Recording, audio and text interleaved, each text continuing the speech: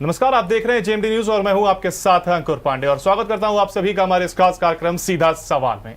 तो सबसे पहले आज का मुद्दा समझ लेते हैं। दरअसल साल 2014 में प्रधानमंत्री नरेंद्र मोदी की दावेदारी और फिर चुनाव जीतकर प्रधानमंत्री की कुर्सी पर बैठकर सत्ता चलाने की शुरुआत के बाद से एक चीज की शुरुआत और हुई है और वो थी कांग्रेस के गिरते स्तर की लोकप्रियता की। आजादी के बाद से देश की सबसे बड़ी पार्टी के तौर पर काबिज रही कांग्रेस ने साल 2014 के बाद से हर तरह का बुरा वक्त देखा है।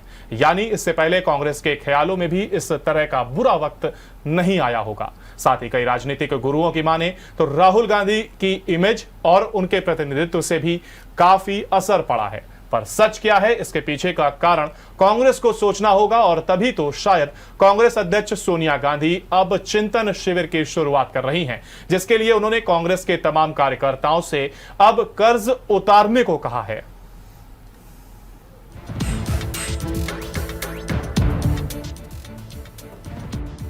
कांग्रेस अध्यक्ष सोनिया गांधी ने पार्टी के नवसंकल्प चिंतन शिविर से पहले सोमवार को पार्टी नेताओं से चेतावनी भरे लहजे में कहा कि पार्टी के मंचों पर आलोचना जरूरी है, लेकिन ऐसा नहीं होना चाहिए कि आम कांग्रेस जन का आत्मविश्वास एवं हौसला टूट जाए। उन्होंने पार्टी के शीर्ष नीति निर्धारक इकाई कांग्रेस कार्य समिति यानी CWC की बैठक में कांग्रेस नेताओं का ये आह्वान भी किया कि अब पार्टी का कर्ज उतारने का समय आ गया है और ऐसे में उन्हें निस्वार्थ भाव और अनुशासन के साथ काम करना होगा, क्योंकि पार्टी को फिर से मजबूत करने के लिए जादू की कोई छड़ी नहीं है। सोनिया की अगुवाई में CWC की बैठक। सोनिया गांधी का कहना था कि नवसंकल्प चिंतन शिविर रस्म अदायगी पर नहीं होना चाहिए, बल्कि इसमें पार्टी का पुनर्गठन प्रतिबिंबित होना चाहिए। ये चिंतन शिविर 13 से 15 मई को राजस्थान के उदयपुर में आयोजित हो रहा है। सोनिया गांधी की अगुवाई में हुई CWC की बैठक में कांग्रेस के पूर्व अध्यक्ष राहुल गांधी, राज्यसभा में नेता प्रतिपक्ष मल्लिकार्जुन खड़गे, संगठन महासचिव KC वेणुगोपाल, राजस्थान के मुख्यमंत्री अशोक गहलोत, छत्तीसगढ़ के मुख्यमंत्री भूपेश बघेल और कई अन्य नेता शामिल हुए। क्या रहा बैठक का एजेंडा? CWC की बैठक में चिंतन शिविर के एजेंडे पर चर्चा की गई। इसमें राजनीतिक, सामाजिक न्याय के साथ साथ सशक्तिकरण, अर्थव्यवस्था, संगठन, किसान और कृषि के साथ साथ युवा और सशक्तिकरण से जुड़ी समन्वय समितियों के संयोजकों ने वो एजेंडा भी रखा जिन पर चिंतन शिविर में मंथन होगा। बैठक के बाद पार्टी के वरिष्ठ नेता जयराम रमेश ने कहा कि ये चिंतन शिविर कोई एक गंतव्य नहीं होगा, बल्कि एक लंबी यात्रा की शुरुआत होगी और ये एक मील का पत्थर भी होगा। उन्होंने बताया, मल्लिकार्जुन खड़गे ने राजनीतिक मुद्दों, चिदंबरम ने आर्थिक मुद्दों, भूपेंद्र सिंह हुड्डा ने कृषि से संबंधित मुद्दों पर जानकारी दी। इसके साथ ही सलमान खुर्शीद ने SC, ST, OBC और अल्पसंख्यकों से जुड़े मुद्दों पर बात की। मुकुल वासनिक ने संगठन से जुड़े मुद्दों पर चर्चा की और अमरिंदर सिंह राजा वड़िंग ने युवाओं से जुड़े मुद्दों पर बात की। साथ ही जयराम रमेश ने बताया कि 15 मई को जो उदयपुर नव संकल्प सामने आएगा उसमें संगठन के पुनर्गठन की बात होगी और वो एक कार्य योजना होगी। रमेश ने जोर देकर कहा, ये राजनीतिक चिंतन शिविर है, ये कदम उठाने से जुड़ा है, इसमें कोई प्रस्ताव नहीं बल्कि कार्य योजना सामने आएंगी। Today, the 6 senior Congress leaders, Shri Mallikarjun Kharge, briefed the CWC on the political issues. Shri P. Chidambaram briefed the CWC on the economic issues. Shri Bhupinder Singh Hooda briefed the CWC on issues related to Kisans and Khet Mazdurs. Shri Salman Khurshid briefed the CWC on issues relating to the welfare and empowerment of scheduled castes, scheduled tribes, OBCs, protection of minorities and women. Shri Mukul Vasnik briefed the CWC on issues relating to the restructuring of the organization. And finally, Shri Amrinder Singh Raja briefed the CWC on issues relating to youth with specific focus on education and employment. These were the 6 groups that the Congress President had set up. Each group has 9 members, and they have been meeting over the last few days to shortlist the broad issues We are going to Udaipur not to draft a manifesto. We are going to Udaipur, as Randeep has explained, to prepare an action plan to strengthen, revive the Congress party, to deal with the political, economic, social and other challenges. 2024 का लोकसभा चुनाव target. Ramesh के अनुसार इस चिंतन शिविर में हम 2 साल के निर्णय ले रहे हैं। हमारा मकसद साल 2024 के लोकसभा चुनाव के लिए पार्टी के संगठन को तैयार करना है। We are meeting in the midst of a grave economic crisis. Today, as my colleague Randeep has reminded us, the Indian rupee has become a member of the BJP's Margdarshak Mandal, and it has fallen to more than 75. Today it's actually closed at 77. So there are grave economic challenges, unemployment, center-state relations. There are, of course, political challenges, the growing polarization around religion, language, region, and so on. So all this will be discussed, but it will be discussed in the context of an action plan for the organization.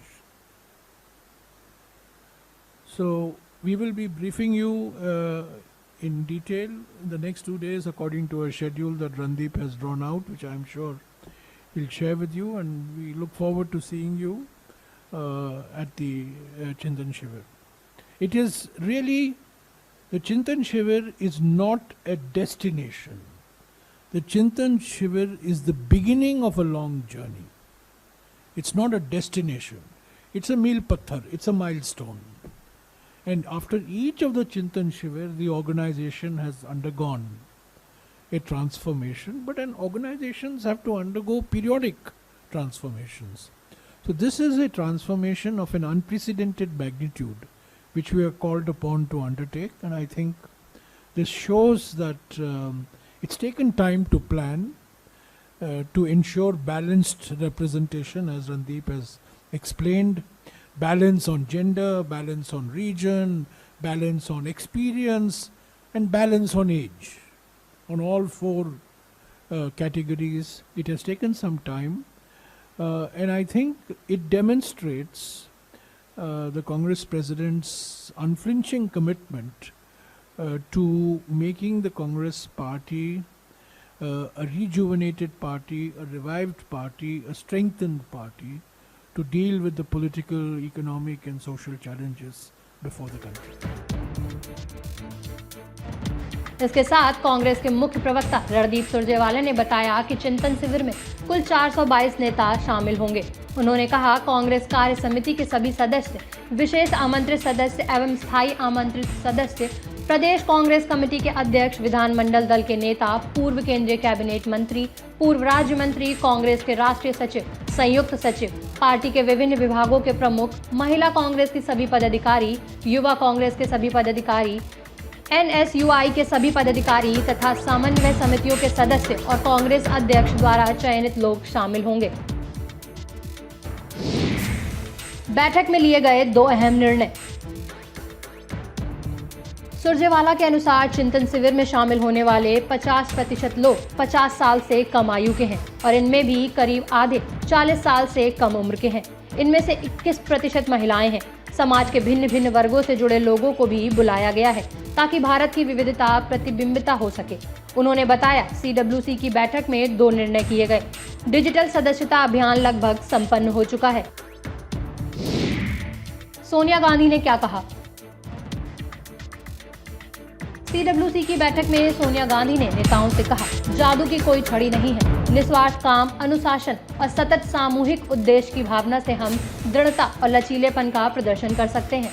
Party ने हमेशा हम सबका भला किया है। अब समय आ गया है कि कर्ज को पूरी तरह चुकाया जाए।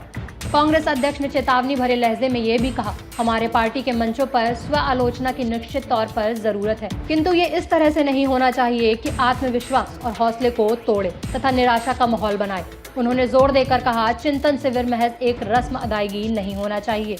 मैं इसको लेकर प्रतिबद्ध हूँ। इसमें संगठन का पुनर्गठन परिलक्षित होना चाहिए ताकि वैचारिक, चुनावी और प्रबंधकीय चुनौतियों से निपटा जा सके।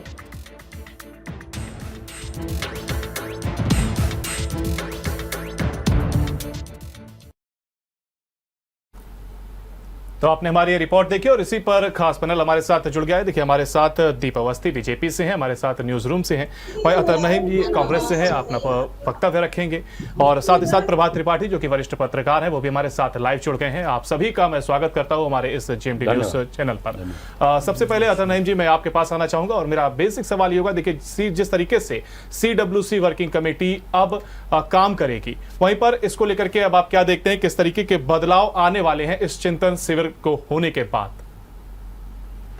देखिए अंकुर जी, आपकी रिपोर्ट से या हम कांग्रेस जनों को जो देश भर से चिंता रखते हैं, बातचीत करते रहते हैं, सबको ये सूचनाएं हैं कि जो राजस्थान में 3 दिवसीय चिंतन शिविर हो रहा है उसमें बहुत कुछ नया और बहुत कुछ कायाकल्प करना है। समाज के विभिन्न वर्गों से लोग बुलाए गए जिनका राजनीति से भी संबंध नहीं, चुन के कुछ लोग उसमें भी बुलाए गए हैं। कांग्रेस के अनुभवी वरिष्ठ नेतागण बुलाए गए हैं। कांग्रेस के वो लोग बुलाए गए जिनका एज ग्रुप 40 और 50 साल है। कांग्रेस के वो लोग बुलाए गए जो 35-40 साल हैं। कांग्रेस की वो महिलाएं भी बुलाई गई हैं जो लगभग 1/4 हैं।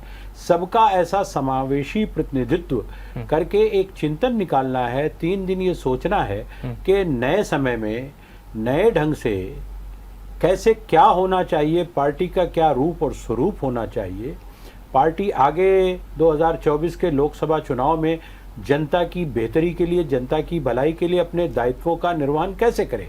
इसमें एक बात जोड़ना बहुत विशेष है कि अभी आप 1-1.5 साल से सुन रहे होंगे कि हमारे यहाँ एक कोई तथाकथित मीडिया का दिया हुआ नाम है कि ग्रुप 23, उसमें तमाम कांग्रेस के बहुत वरिष्ठ लोग हैं जो कई हमारे 4-4 दशक से हमारे अपने संपर्क में, जिनको मैं जानता हूं, उन लोगों ने कुछ बातें कही जिसको कांग्रेस हाईकमान ने बहुत गंभीरता से भी लिया, बड़ी शालीनता से लिया, और इतना समय निकल जाने के बाद किसी का महत्व कम नहीं किया कि उसको किनारे फेंक दें, मूक दर्शक मंडल में रख दें कि आप हमारे लिए कुछ घातक हो सकते हैं।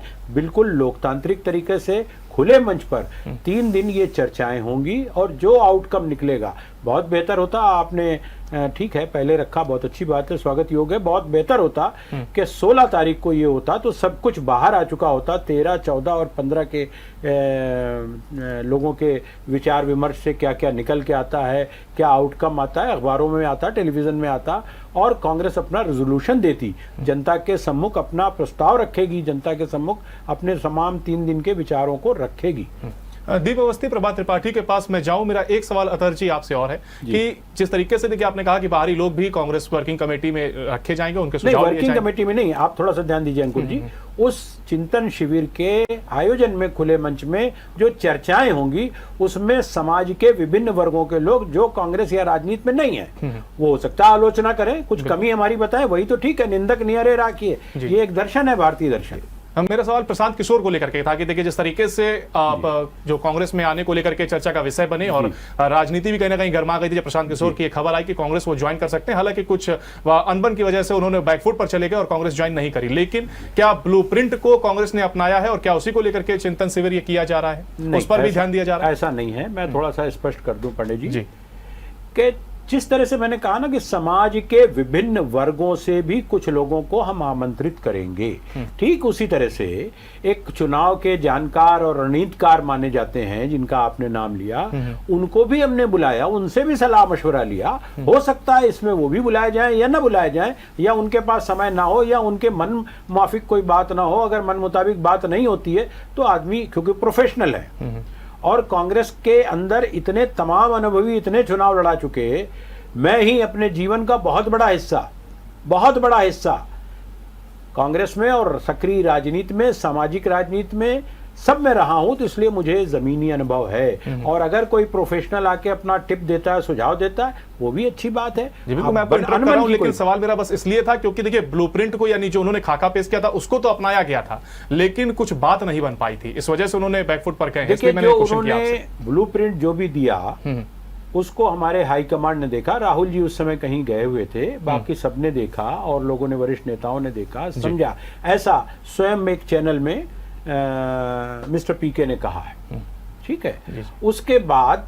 फैसला लेना तो हमारा काम है, बिल्कुल। सोचना उनका भी काम है, फैसला लेना हमारा भी काम है। बहुत सी शर्तें होती हैं, बहुत सा अनुबंध होता है कि ऐसे नहीं, ऐसे काम करें। हम आपके द्वार में किस तरह से कौन सा पैर पहले रखें, कौन सा बाद में रखें, ये निर्णय करने की हमको आवश्यकता है और स्वतंत्रता भी है। बिल्कुल, समझौते दोनों तरफ से होते हैं। दीप अवस्थी जी आपके पास आते हैं, आपसे जानना चाहेंगे, देखिए जिस तरीके से कांग्रेस वापसी करने की तैयारी में है, तो ऐसे में क्या बीजेपी के लिए कोई संकट खड़ा होता आप देख रहे हैं? बीजेपी के लिए ऐसा कुछ नहीं है। ये जो चिंतन शिविर जो कर रहे हैं, उतना तो हमारे कानपुर महानगर के उत्तर और ग्रामीण और दक्षिण की संघ जो कार्यकर्ता थे उतने लोगों ने मिलकर कर लिया। जैसा हमारे साथी जो बड़े विद्वान व्यक्ति हैं, वहाँ पर 422 लोग इसमें कार्य समिति में शामिल हो रहे हैं, 422 लोग। और इस 422 में कहीं से भी बाहर के किसी को नहीं लिया जा रहा है। इसका जो मैंने पूरा जो खाका जो भी पढ़ा। दूसरा विषय ये है कि इसमें वो लोग आ रहे हैं कि जो, और आपके CWC में वो लोग हैं जिन्होंने कभी चुनाव का मुंह देखा ही नहीं, अधिकांश लोगों ने, जो जनता से जुड़े ही नहीं, वो जनता का दर्द और समस्या क्या जानेंगे। तीसरा विषय इस भी मैंने सुना कि उन्होंने डिजिटल एक सदस्यता चालू की, जिसको भाजपा ने बहुत पहले ही से चालू कर रखा था, और विश्व की सबसे बड़ी पार्टी आज बन गई है। 18 करोड़ लोग सदस्य हैं, विश्व की सबसे बड़ी पार्टी है। तो ये जो लोग कर रहे हैं उससे कई गुना आगे हम लोग कर चुके हैं। पूरे भारतवर्ष में जिले स्तर पर प्रशिक्षण शिविर हम लोगों ने कर रखा है। और ये चिंतन शिविर से कुछ नहीं, खाना पूर्ति है। और चिंतन शिविर जब जब संघर्ष का मौका आता है, तो मैं ये तो कहता हूँ, समय राहुल गांधी जी देश से बाहर होते हैं। आज जैसा भी आपसे मैं सुन रहा था, इन्होंने पीके को इनवाइट किया कि आइए हमारी पार्टी के। मैं कहता हूं हमारे कानपुर से अतर जी को अगर बुला लें तो आज कांग्रेस पार्टी का बहुत बड़ा सुधार और बहुत बड़ी उसकी स्थिति ठीक हो जाए। प्रभात त्रिपाठी, अगर आपको भी मैं शामिल करना चाहूंगा इसमें, और आपने दोनों ही लोगों को सुना, ऐसे में जो कांग्रेस वर्किंग कमेटी है और ये जो कदम उठाया गया है, इसको लेकर के आपकी क्या राय है? आप भी राजनीतिक विश्लेषक हैं और इस राजनीतिक खबरों पर पैनी नजर रखते हैं, तो आप इसको किस तरीके से देख रहे हैं? देखिए, जिस तरीके से अंकुर भाई अभी अतर नहीम जी कह रहे थे जी कि कांग्रेस के चिंतन शिविर में ये डिबेट जल्दी हो गई, मैं कह रहा हूँ ये डिबेट बहुत लेट है। कांग्रेस को ये आत्ममंथन करना होगा कि 2014 से किस तरीके से लगातार कांग्रेस राष्ट्रीय स्तर पे धरातल पे जा रही है।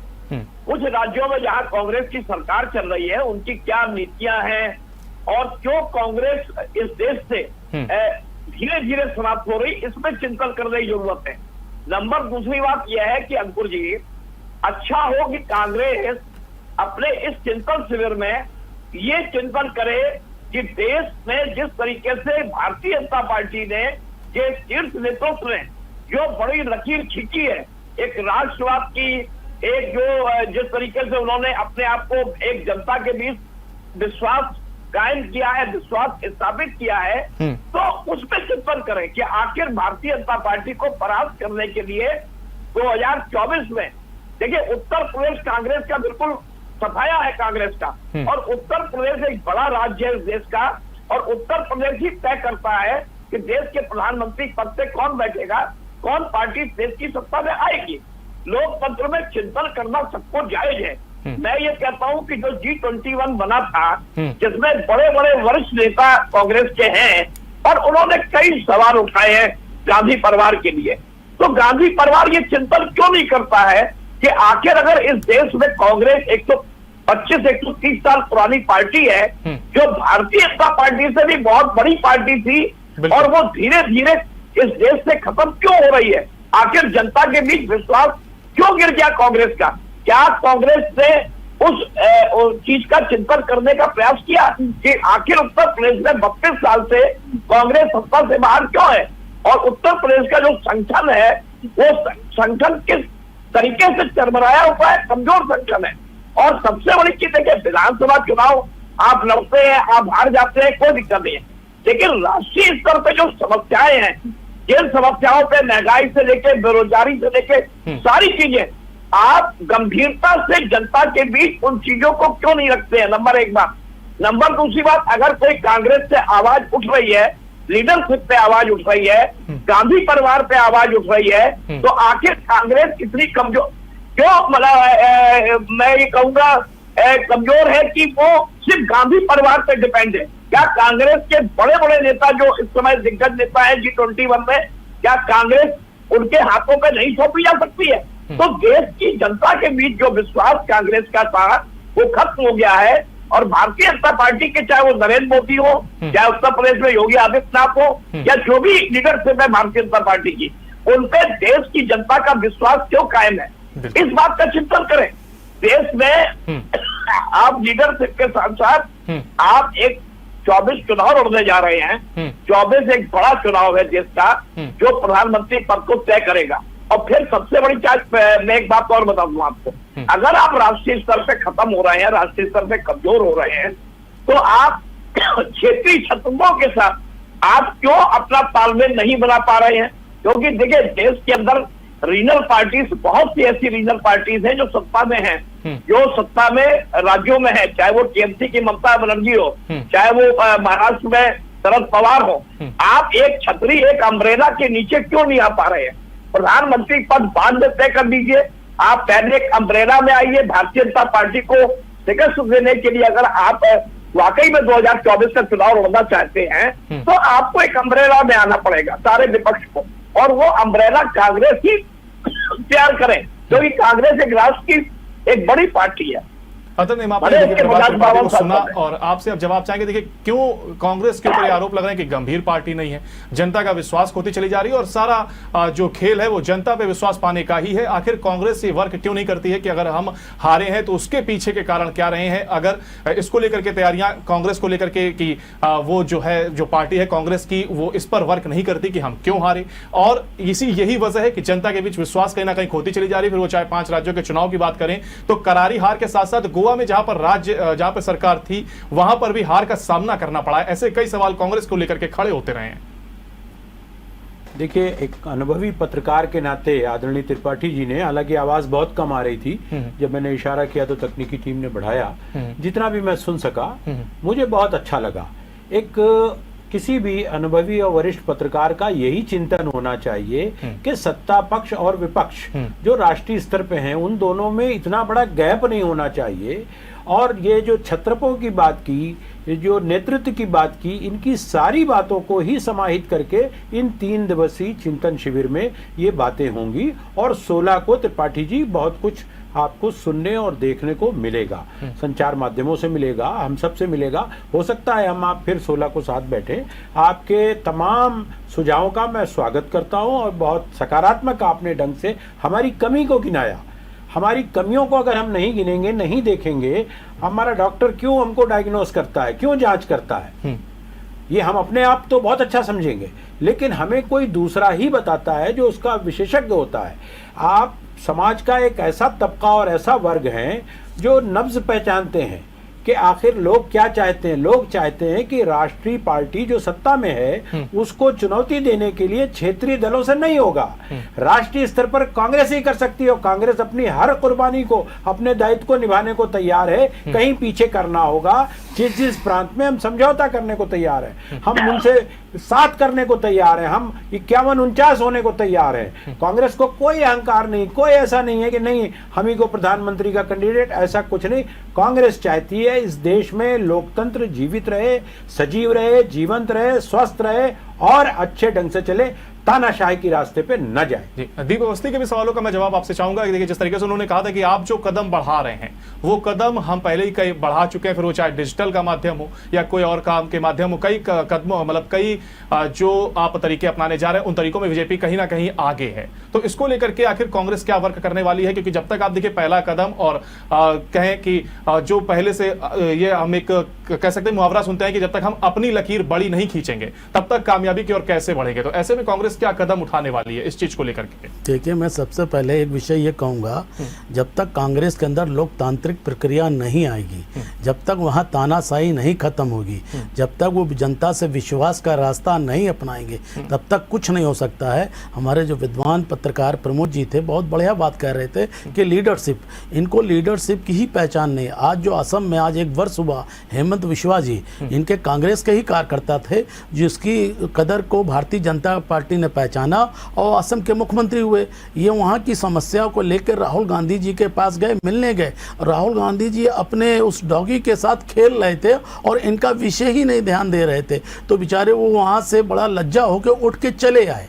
तो इनको अपने कार्यकर्ताओं की, जैसे 21-20 जो इनके राष्ट्रीय स्तर के जो जमीन के तपे तपाए नेता हैं, उनकी बात की गरिमा को, उनकी बात को सुनना ही नहीं पसंद करते। एक तानाशाही प्रवृत्ति है। अगर आप 98 के बाद से देखें, सोनिया जी और राहुल जी के बीच में ही राष्ट्रीय नेतृत्व झूल रहा है, जबकि हमारे यहाँ इस बीच में कितने लोग राष्ट्रीय अध्यक्ष, जो बूथ अध्यक्ष के कार्यकर्ता थे, मंडल अध्यक्ष के कार्यकर्ता थे, वो राष्ट्रीय अध्यक्ष हो गए। ये सबसे पहले चिंतन ये अपने आप में करें, अपने नेतृत्व करें, तब इनके बारे में कुछ हो सकता है, वरना कुछ नहीं हो सकता। सिर्फ ये खाना पूर्ति हो रही है। अतर जी, आप पर कमेंट्स देखिए, G21 पर दोनों ही लोगों ने सवाल खड़े किए हैं, फिर वो चाहे मैं अपने विद्वान साथी की बात पर थोड़ा सा कह दूं। दोनों ने G21 को लेकर देखिए, हम आपके घर में, आप अपने संगठन में, अपने यहाँ कौन नेता बदलते हैं, किसको बनाते हैं, किसको हटाते हैं, कभी कोई चर्चा ही नहीं करते, कोई टिप्पणी ही नहीं करते। किसी स्तर का हमारे यहाँ कोई नेता नहीं करता। राष्ट्रीय स्तर तो छोड़िए, आपके यहाँ जैसी जैसी भोंडी बातें कही गई हैं, उसका अब हम क्या व्याख्यान करें इस समय। लेकिन हमारे यहाँ कतई तानाशाही नहीं, जो आपने आरोप लगाया, कतई डिक्टेटरशिप नहीं है। उसका प्रत्यक्ष प्रमाण अभी है कि 1-2 साल के अरसे में, जिसे ग्रुप 21 या 23 कहा जा रहा है, उन लोगों ने जो जो बयान दिए, हाईकमान ने उनको सब जगह सम्मिलित किया है, सब जगह जोड़ा है, उनको बिल्कुल हटा नहीं दिया है। उनके क्या क्या कारण थे, कैसे कैसे थे, क्या चाह रहे थे, क्या नहीं हुआ, और कहाँ उनके क्या संपर्क थे। आपके अभी अपने ही बयान में आ गया कि आप डोरे डालते हैं हेमंत विश्व शर्मा पे, और तमाम प्रांतों में आपने जिसको देखा कि अगर थोड़ा सा भी टूट खसक सकता है, मेरे जैसे मजबूत कांग्रेस की ईंट को कोई खसका के दिखा दे। मैं जीवन पर्यंत कांग्रेस में रहने वाला आदमी, इसकी परवाह नहीं है कि क्या नतीजा होगा, आप हमारे साथ क्या कर डालेंगे, उसकी भी परवाह नहीं है। लेकिन मैं पूरी शक्ति के साथ और अधिक शक्ति के साथ आगे बढ़कर, इस उम्र में इसकी कोई परवाह नहीं है, अपनी तमाम कमियों के बावजूद मैं आपसे संघर्ष करने के लिए तैयार हूं। मैं कांग्रेस के बेहतर से बेहतर उज्जवल भविष्य के लिए अपना श्रम, अपना बुद्धि, मत, शरीर, कुछ भी देने को तैयार हूं। CWC जो वर्किंग कमेटी है कांग्रेस की, इसको लेकर के आपसे एक सवाल मैं चाहूंगा अतर जी। जिस तरीके से देखिए, कहा जाता है कि वर्किंग कमेटी में जो लोग शामिल हैं वो जमीनी स्तर पर नहीं जुड़े हुए हैं, वो खुद जो नाम है उसमें वो ऐसे नाम है जो चुनाव भी नहीं जीतते हैं। तो ऐसे में अगर उन लोगों को इसमें रखा जाएगा कांग्रेस वर्किंग कमेटी में, जो लोग चुनाव जीतकर नहीं आ रहे हैं और खुद चुनाव नहीं जीत पा रहे हैं, या हम ये कह लें जमीनी स्तर पर मजबूत नहीं है, कांग्रेस के जो कार्यकर्ता हैं, जो आम लोगों के बीच की अगर हम बात कर ले, उनके बीच एक उनकी पैठ नहीं है, तो क्या दिक्कतों का सामना नहीं करना पड़ेगा अगर इस तरीके के लोग कांग्रेस के भविष्य को लेकर के थिंक टैंक में शामिल किए जाएंगे? जी आदरणीय पांडे जी, मैं 2 उदाहरण बस दे दूं, आपका समय नेशनल चैनल है, बचाना चाहूंगा। एक, क्या भूपेंद्र सिंह हुड्डा जी जमीन के नेता नहीं है? कितनी बार अपने शक्ति पे जीत करके वो आए हैं हरियाणा में, और आज भी हरियाणा की सरकार उनका लोहा मानती है, लोग घबराते हैं सरकार में बैठे हुए लोग। दूसरा उदाहरण, जिनको आप तोड़ के ले गए, ज्योतिरादित्य सिंधिया को बहुत कम एज में क्या क्या नहीं दे दिया, उनको कहां नहीं रखा, हर पद पे कांग्रेस ने रखा। लेकिन जो उनका पुराना था इतिहास कि 1857 से लेकर के जो किया अंग्रेजों के साथ रहे, वही उन्होंने दोहराया ज्योतिरादित्य सिंधिया ने, और आप उनको तोड़ मोड़ के फरोख ले गए, सत्ता की खातिर ले गए, और उनका अंजाम क्या है? एक ऐसा ढक्कन मंत्रालय मिला हुआ है, उसके अलावा कुछ नहीं है। आप केवल यही जानते हैं कि एक तोड़ लो, एमएलए तोड़ लो, खरीद लो, या डंडा शाह के भय से तोड़ लो, यही करते हैं। आप लोकतंत्र पर सही ढंग से नहीं चलते, ना आपका विश्वास है। हम लोकतांत्रिक तरीके से, हमारे यहाँ जमीन के लोग भी हैं और नॉमिनेटेड वो लोग भी हैं जो विद्वत हैं, जो विद्वान हैं, जानकार हैं, उनका देश में एक सम्मान है, उनकी कुर्बानियां हैं, उनकी एक जानकारी का महत्व है, उनको रखा है। बहुत से ऐसे नेता हैं, अगर नाम गिनाने चलो, इसीलिए मैंने भूपेंद्र सिंह बिल्कुल आपने साफ तौर पर आंसर बहुत अच्छे से किया, लेकिन मैं बताना चाहूंगा, मैं बात कर रहा हूं अजय माकन की, अंबिका सोनी की, आनंद शर्मा की, चाहे वो गायखंगम गंगमई हो, क्या ये वो लोग नहीं है जो कि वर्किंग कमेटी में है और जमीनी स्तर पर पकड़ नहीं है? आनंद शर्मा साहब युवक कांग्रेस से लेकर संजय गांधी के जमाने से हम लोग देख रहे हैं, बहुत संघर्षशील जमीनी नेता रहे। आनंद शर्मा साहब में कोई इस बात को लेकर दो राय नहीं होगी। मैं जिक्र हाल फिलहाल के चुनाव की कर रहा हूं सर। हाल फिलहाल के चुनाव में तो देखिए बहुत से लोग हारे, जी जी, इसमें कोई दो राय नहीं। इस चुनाव के हार के लिए कई घंटे चाहिए, बहुत सारे कारण हैं। ऐसा नहीं है कि कोई एक व्यक्ति की लोकप्रियता केवल है। लोकप्रियता कैसे बनाई गई, कैसे गढ़ी गई, इस पे घंटों डिबेट का अवसर चाहिए। और क्या इसमें कृत्रिम है, क्या बनाया गया है, क्या छदम है, क्या आपने उसको दूषित तरीके से बनाया है, इस पर चर्चा होनी चाहिए, जनता के सामने आना चाहिए। इसके लिए मैं आग्रह करूंगा आपसे भी, या जो भी चैनल करे, इस पर विस्तार से बात हो कि आखिर लोग कहां से गुमराह होकर के 2014 से आज आए और लोगों का आज पेट कट रहा है। लोग महंगाई से आज परेशान हैं।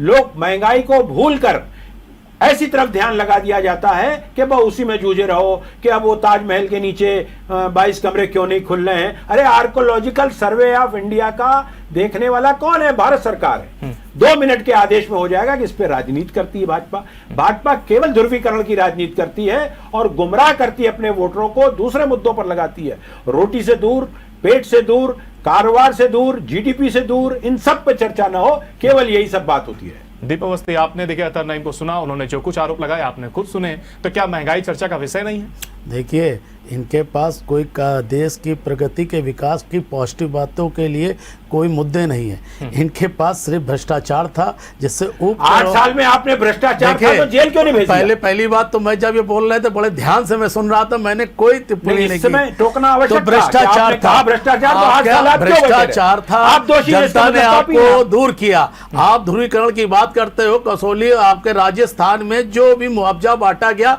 एक बड़ी संख्या उठा के देख ले कि आपने सर्वधर्म भाव देखा, वहां पर एक बड़ी संख्या में किसको मुआवजा दिया। तीसरी बात, आपकी जो वहां पर संघर्ष से दूर भागते जिस राष्ट्रीय नेतृत्व को कह रहे हो कि ये लोकतांत्रिक बात, यूपी से हारे और केरला में एक विशेष धर्म आधार के कारण अब केरला वर्णन में वहां जाके लोकसभा का चुनाव लड़ा और उत्तर प्रदेश छोड़ दिया। जिस उत्तर प्रदेश ने आपको प्यार दिया, जिस उत्तर प्रदेश ने सारा कुछ दिया, अरे आप कह रहे ध्रुवीकरण, ध्रुवीकरण आप लोग करते हैं, हम लोग तो सबका साथ, सबका विकास, सबको साथ लेकर चलते हैं।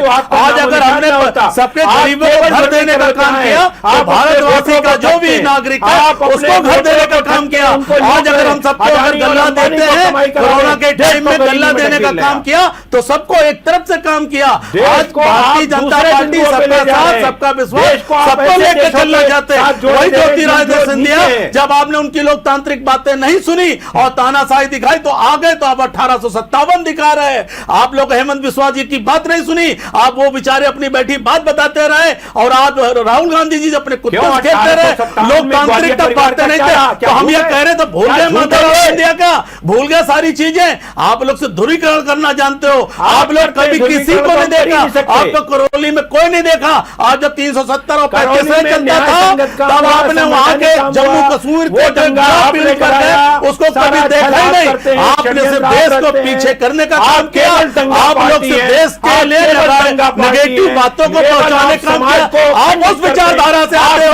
लोकसभा के अंदर जब नेहरू जी से कहा कि चाइना कितनी बड़ी जगह चली गई है तो क्या हुआ, तो कहते हैं जिस में पर घास नहीं उगती है। तो एक सम्मानित हमारे लोकसभा के सांसद ने कहा जिनके सिरों में बाल नहीं होते हो क्या गर्दन उठ के हटा दी जाए। उस विचारधारा के आप लोग, आपके अंदर राष्ट्रवाद की भावना है नहीं, देश को बढ़ाने की भावना है नहीं। जब हमारा चाइना से विवाद चल रहा होता है तो आपके राहुल गांधी चाइना के राजदूत को अपने घर पर बैठाते हैं।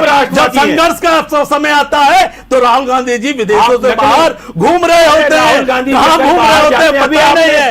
अरे आप जैसे आप जैसे कार्यकर्ता को राहुल गांधी जी राष्ट्रीय अध्यक्ष, कांग्रेस का भला हो जाएगा, कोई काम नहीं है। कांग्रेस पार्टी तो कल है और ग्रसित समाप्त होने वाली पार्टी है कांग्रेस का। राहुल गांधी जी किसकी कल है ग्रसित समाप्ति होने वाली पार्टी कांग्रेस है। एक पत्रकार महिला की, अरे पत्रकार के चाइना का बताते हैं, अरे चाइना की बात ही नहीं गई। मैंने कहा चाइना से जब विवाद चल रहा तो चाइना के राजदूत को और वहां के लोगों को अपने घर पर बुलाते हैं। अरे सारा मीडिया ने कहा, सारे लोगों ने कहा, सारी चीज का आप दोषी हैं। अरे दोषी नहीं है राहुल गांधी जी। राहुल गांधी जी अमेरिका में क्या कर रहे थे आप बताइए। आप लोग अपनी बात नहीं कर पा रहे। 422 में राहुल गांधी जी और सोनिया जी को हटा दो, कितने लोग होते हैं जनता से आप जुड़े। आपके पास प्रदेश की सरकार है, कश्मीर में केंद्र कांग्रेस की सरकार है। और क्या महंगाई की बात करते हैं क्या? छत्तीसगढ़ और महाराष्ट्र में बेचने कम कर रहे हो, आप बेचने कम कर रहे हो, पेट्रोल के दामों में सस्ता करके देश को सांप्रदायिकता के नाम पे कवर करते हैं उस बात को। और आज सोनिया गांधी जी क्या पता कर रहे नहीं, हैं? पता नहीं, आपने देखिए महंगाई को मुद्दा, देश का कर्ज नहीं उतारना, अपना कर्ज उतारना है। अरे सबसे पहले पार्टी जनों को संबोधित कर रही है, पार्टी जनों को गलत कर रहे, राष्ट्रीय स्तर की है, हर राज्यों में जा रहे। देखिए पता नहीं, आपने महंगाई की बात करी, रेट के हो आपको पलट देंगे हम 24। पता नहीं, आपने महंगाई की बात करी, मैंने उस पर सवाल लिया। देखिए आप वहां पर कुछ पता नहीं, उठा के प्रतिक्रिया में जीत गए, वरना आप हार रहे थे। पता नहीं, आपने देखिए दीप अवस्थी, एक मिनट, दीप अवस्थी, भ्रष्टाचार खदान का निकला। तो आप पकड़वा लीजिए, आपके पास पकड़वा लीजिए, आप करके क्या है, केवल 50 केवल बयान पता नहीं। अगर आपने देखिए महंगाई की बात करी, मैंने सवाल लिया, तो अगर आपने महंगाई की बात करी है, वो एक मुद्दा है, तो क्या अगर शिव मंदिर की बात अगर आती है ताजमहल को लेकर के, तो वो गलत क्यों है और आप इसको गलत क्यों मानते हैं? और अगर राहुल गांधी का एक वीडियो वायरल होता है जिसमें चीनी राजदूत उनके बगल में खड़ी होकर के पाई जाती है, तो उस पर आप क्या कुछ कहेंगे? ये मुद्दा आखिर क्यों नहीं है, ये वजह मैं आपसे जानना चाहूंगा। अगर भारत में किसी भी देश का राजदूत है तो क्या वो बिल्कुल गैर कानूनी या अवैधानिक है? किसी भी देश का, इवन पाकिस्तान जैसा शत्रु देश है, अगर उसका चाणक्यपुरी में कार्यालय है, किसी समारोह में उसका राजदूत किसी के साथ बैठा है, किसी के भी साथ बैठा है, क्या मतलब है? उसको भारत सरकार ने आमंत्रित किया, अनुमति दी है, जगह दिया है, उसको राजदूत माना है। हाँ, नहीं, सवाल मेरा ये था, देखिए जैसे राहुल गांधी है, अगर उसमें 1% भी, अंकुर पांडे जी मुझे इसको पूरा कर लेने दीजिए, अगर उसमें 1% भी कुछ भी असंवैधानिक और गैर कानूनी होता तो भाजपा केवल बयान देकर प्रचार नहीं करती, राहुल गांधी को रगड़ के जेल भेज देती। ये झूठ बोलते हैं। तो अगर ताजमहल के अंदर 22 कमरों की खोले ना, उनके पास चाबी है, वो मालिक हैं। Archaeological survey of India Athar Naeem के पास नहीं है, आर्कोलॉजिकल सर्वे ऑफ इंडिया का सर्वे सर्वा भारत सरकार है। तो खोलें, देखें तो किस कमरे में क्या है, और खोलते हैं, सफाई होती है। क्या वो मुगल काल से बंद है अब तक 500-600 साल से है? ऐसा संभव है?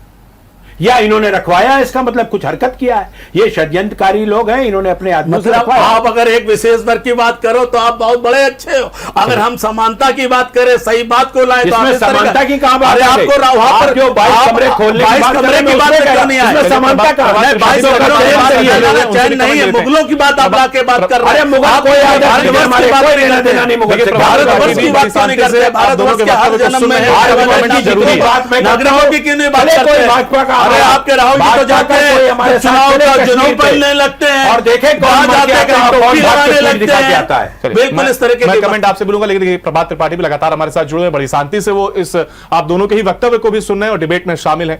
प्रभात त्रिपाठी, आपसे मैं जानना चाहूंगा, देखिए किस तरीके से आप इन चीजों को देख रहे हैं, महंगाई हो, चाहे फिर राहुल गांधी पर सवाल खड़े हो रहे हो, या फिर कांग्रेस वर्किंग कमेटी को लेकर के जो हमारा आज का मुद्दा, उससे कहीं ना कहीं भटकते नजर आ रहे हैं। देखिए अंकुर जी, मैं आपको एक बात बताऊं,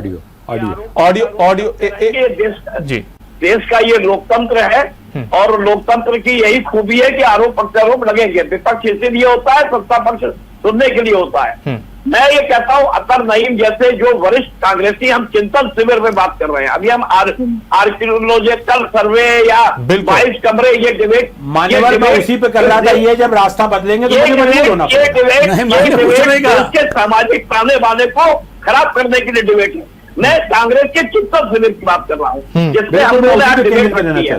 और अतर नईम जैसे जो पुराने कांग्रेसी हैं, जो बहुत मजबूत स्तंभ कांग्रेस के थे, मैं ये कहता हूं कांग्रेस आज उत्तर प्रदेश के अंदर या देश के अंदर कांग्रेस इस बात का आप चिंतन करे कि देश की जनता का मिजाज क्या है, जनता क्या चाहती है। देखिए, भारतीय जनता पार्टी के जो लीडर्स हैं, चाहे वो प्रधानमंत्री नरेंद्र मोदी हो, चाहे योगी हो, या जो भी बड़े नेता हो, वो जिस क्षेत्र में अपनी 24/7 एक तो काम करते हैं और जिस क्षेत्र में जाते हैं उस क्षेत्र की कनेक्टिविटी अपनी स्थापित करते हैं जनता के बीच में। मैं ये कहना चाहता हूं अतर नईम जी की पार्टी के लिए कि आप 2024 की एक बड़े रेस के घोड़े हैं। देखिए, कांग्रेस का भविष्य अभी खत्म नहीं हो गया है। राजनीतिक ग्राफ किसी पार्टी का ऊपर जाता है तो उसका नीचे भी आता है।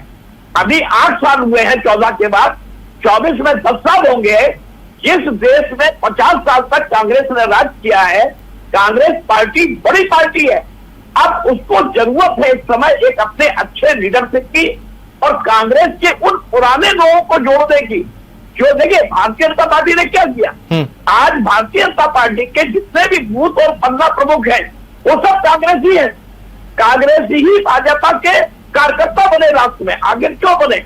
आप भी भाजपा का जो बूथ या पन्ना प्रमुख है या कांग्रेसी जो लोग थे जो भाजपा में चले गए, चाहे देखिए अगर आप जातिगत आधार पर बात करेंगे कि वोट बैंक कांग्रेस का हिंदू मुसलमान और दलित और ये सब है, मैं इसकी बात नहीं करता हूं। मैं ये बात करता हूं कि कांग्रेस को इस बात का चिंतन करना चाहिए कि देश की जनता किस मिजाज को क्या चाहती है, कैसी राजनीतिक मिजाज को पकड़े हम।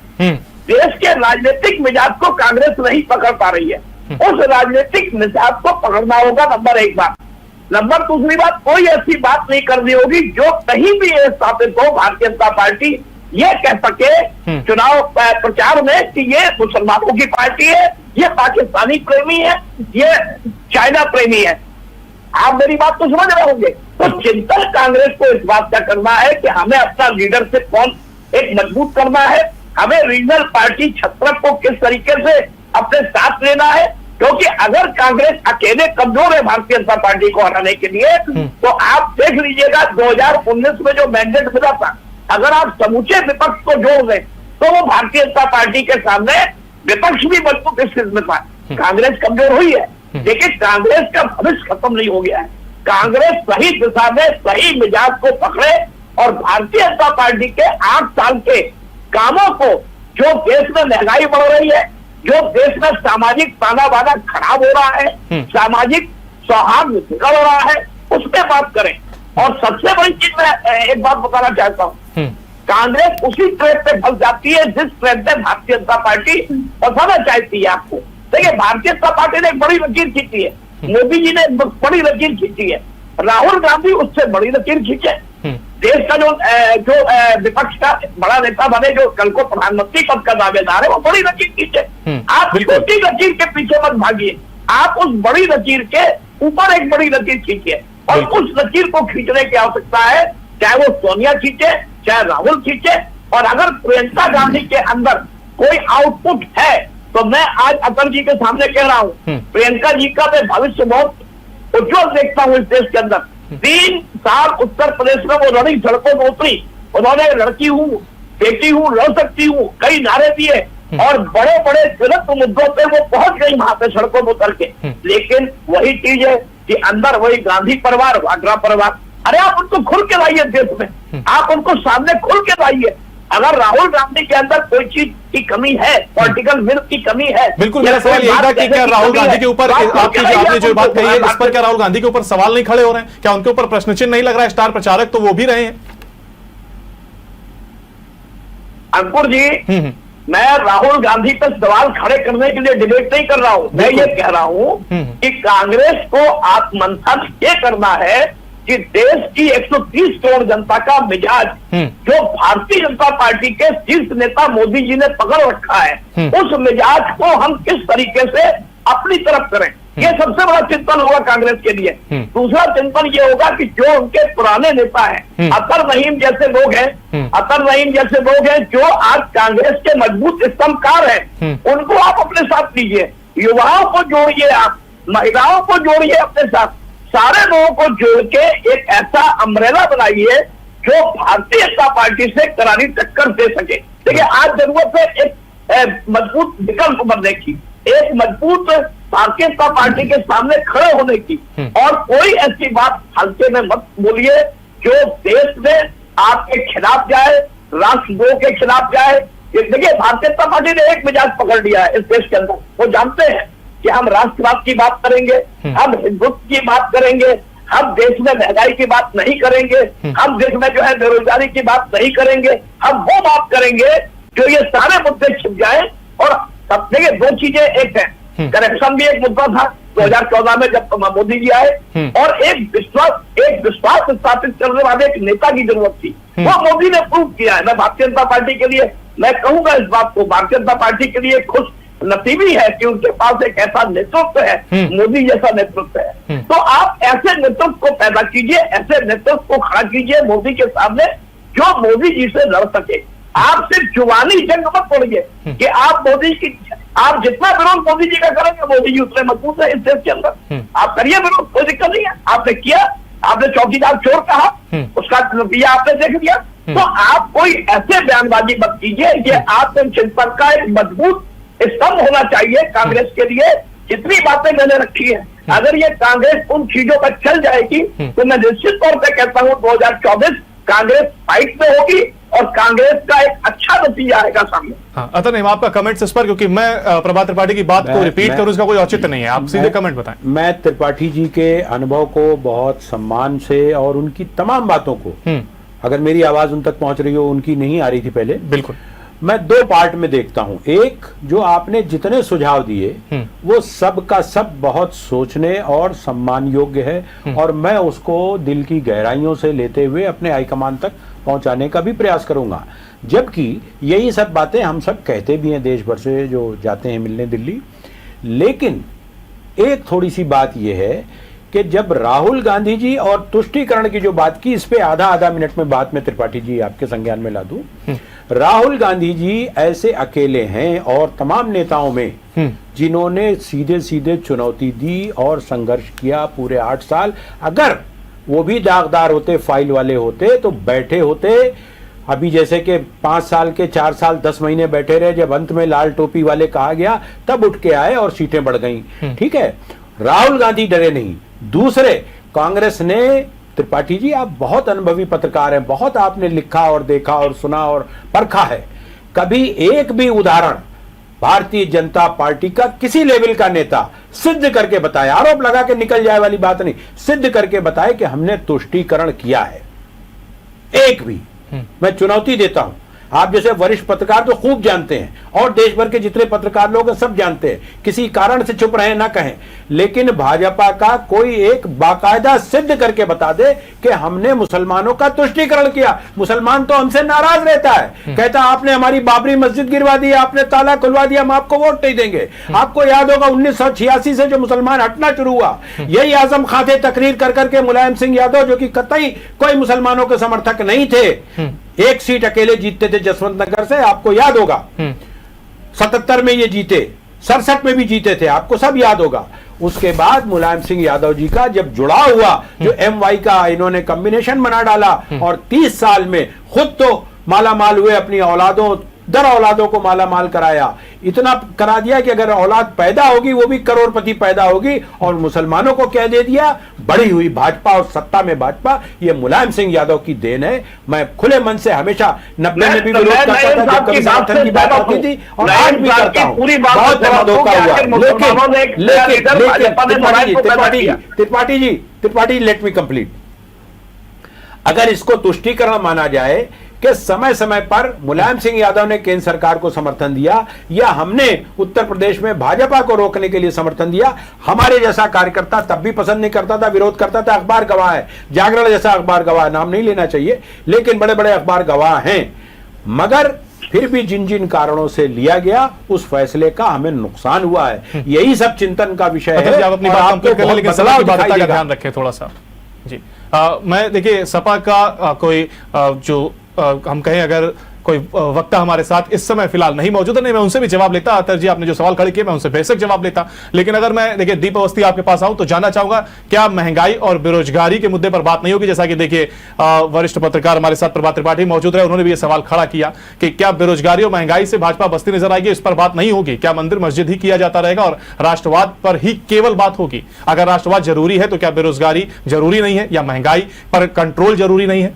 देखिए एक बात मैं बता दूं, भारतीय जनता पार्टी समाज के बीच में 365 दिन 24 घंटे हर सेकंड काम करती है, रोजगार की दिशा में बढ़ चढ़ के काम कर रही है। इसीलिए उत्तर प्रदेश पूरे आपके देश के अंदर बड़ी तेजी से तीसरे रैंकिंग पे पहुंचा है। तो तीसरी बात, आप महंगाई के विषय में कहा, अभी मोदी जी ने खुद सब सारे प्रदेशों के मुख्यमंत्रियों को बुलाया और उनसे बातचीत की। उस पर उन्होंने कहा कि वेट अपने यहाँ कम करें। पर आपको जान के ताज्जुब होगा कि महाराष्ट्र और आपके छत्तीसगढ़ यहाँ पर इन्होंने कुछ कम ही नहीं किया। भारत की जो भारतीय जनता पार्टी की सरकार है वो कम करके उस महंगाई को कम करने का काम कर रहे हैं, विकास की ओर बढ़ने का काम कर रहे हैं। भारतीय जनता पार्टी सबका साथ सबका विकास लेके काम कर रहे हैं। ये लोग सिर्फ क्या, जो इनके जो शीर्ष नेतृत्व है एसी रूम में बैठा रहता है, जनता के बीच में जाता नहीं, संघर्ष करता नहीं है, समाज के प्रति में सोचता नहीं। कोरोना काल में ये लोग कहां थे इसके बारे में सोचिए। भारतीय जनता पार्टी का एक एक कार्यकर्ता लोगों को भोजन उपलब्ध कराना, लोगों के लिए काम करना, सब कुछ कर रहे थे। कार्यक्रम की समय सीमा मुझे होती है, उसी में समाप्त भी करना। मैं क्लोजिंग कमेंट आप करना चाहूंगा प्रभात त्रिपाठी, क्लोजिंग कमेंट इस पे मेरा उत्तर छोटा सा, फिर मैं आपके पास जाऊंगा, क्लोजिंग कमेंट आपका भी होगा। हाँ अंकुर जी, मैं ये कह रहा हूँ कि कांग्रेस को अपनी रणनीति बदलनी होगी। कांग्रेस को अपना एक चेहरा, एक मजबूत चेहरा रखना होगा और कांग्रेस को अपनी एक ऐसी रणनीति बनानी होगी जो भारतीय जनता पार्टी से लड़ती हुई दिखाई दे, हारी हुई मत दिखाई दे, जीती हुई कांग्रेस दिखाई दे। बिल्कुल, वही बात कही आपने। कभी भी क्या होता है, चुनाव की जो रणनीति होती है, अगर आप पहले ही आपकी बॉडी लैंग्वेज हार गई तो आप चुनाव हार गए। आपकी बॉडी लैंग्वेज भले आप न जीत पाए, देखिए मैदान में वही शेर सवार लड़ते हैं जो संघर्ष करते हैं, जो मेहनत करते हैं। और आपकी बॉडी लैंग्वेज और आपकी पार्टी के बॉडी लैंग्वेज ये हो कि भारतीय जनता पार्टी से हम लड़ रहे हैं, मजबूती से लड़ रहे हैं और चिंतन वो करें जो देश और राष्ट्र में हो, चिंतन वो करें जिससे समाज मजबूत हो, चिंतन वो करें जिससे देश में जो ज्वलंत समस्याएं हैं उससे कैसे निपटा जाए, कैसे लड़ा जाए। क्या रोडमैप हो कांग्रेस का रोडमैप क्या हो, कांग्रेस का घोषणा पत्र क्या हो, कांग्रेस देश की जनता के सामने फिर कैसे उभरे, इन सब का प्रयास करना चाहिए। और मैं किसी भारतीय जनता पार्टी और कांग्रेस के तू में मैं नहीं जाना चाहता हूँ। मैं चिंतन शिविर पे जो बात कर रहा हूँ उसका मैं एक अपना कांग्रेस के लिए एक कुछ पॉइंट जो मैंने दिए हैं, वो अगर कांग्रेस उसका इस्तेमाल करेगी तो निश्चित तौर पर देश का लोकतंत्र मजबूत होगा, विपक्ष मजबूत होगा तो देश का लोकतंत्र मजबूत होगा, सरकार मजबूत होगी और सरकार को हम सबक या सरकार को आईना दिखाने का काम निश्चित तौर पर कर सकते। बेशक तौर पर बड़ी बात है आपने कही, देखिए कॉन्फिडेंस और बॉडी लैंग्वेज में कमी नहीं होनी चाहिए। अतः जी आपका क्लोजिंग कमेंट। जी बस मैं इतना कहना चाहता हूं कि जो अभी वैट कम करने के लिए प्रधानमंत्री जी ने वहां से बैठ के फरमान दे दिया और ये कह रहे हैं कांग्रेस के लोग ऑलरेडी कम किए हुए हैं, भाजपा कहीं भी नहीं। अरे रुकिए, मोदी जी बताते हैं 1 दर्जन से ऊपर बार एक्साइज क्यों बढ़ाया? इस युद्ध से पहले, रूस और यूक्रेन से पहले आप बढ़ाते रहे, कोरोना में बढ़ाते रहे, आप लोग तो कुछ कर ही नहीं पाए। अरे दूसरी आप लोग तो बात सिर्फ जाके भाजपा कराने के लिए पाकिस्तान के अंदर बैठ के जाके साजिश करते हो। अरे बिल्कुल झूठ करते थे तो आपको वही बॉर्डर पे गिरफ्तार कर, अरे हम तो क्या है, पाकिस्तान केवल प्रचार में पाकिस्तान में घुस करते हैं। अरे कुछ नहीं, सब झूठ बोलते हैं। आप क्या तो सुनिए, बिना पाकिस्तान, बिना मुसलमान, बिना इसके आप मुद्दे पे महंगाई पे बात करिए, आप पाकिस्तान की बात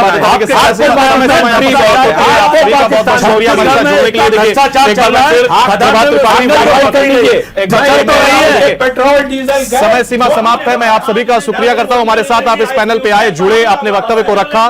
देखिए प्रभात त्रिपाठी वरिष्ठ पत्रकार के तौर पर हमारे साथ जुड़े, आपका बहुत बहुत शुक्रिया। दीप अवस्थी बीजेपी से थे, आपका बहुत बहुत शुक्रिया। और अतर नईम कांग्रेस से आपने अपने वक्तव्य रखे, आपका भी बहुत बहुत शुक्रिया हमारे साथ जुड़ने के लिए। फिलहाल समय सीमा यहां पर समाप्त होती है। हमारे इस कार्यक्रम में आज के लिए इतना ही। बाकी की तमाम जानकारियों के लिए आप लगातार बने रहिए जेएमडी न्यूज के साथ। नमस्कार।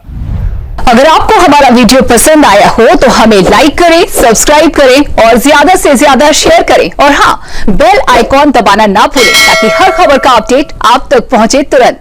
आप हमें इंस्टा, ट्विटर और फेसबुक पर भी फॉलो कर सकते हैं। हमारी आईडी है @JMD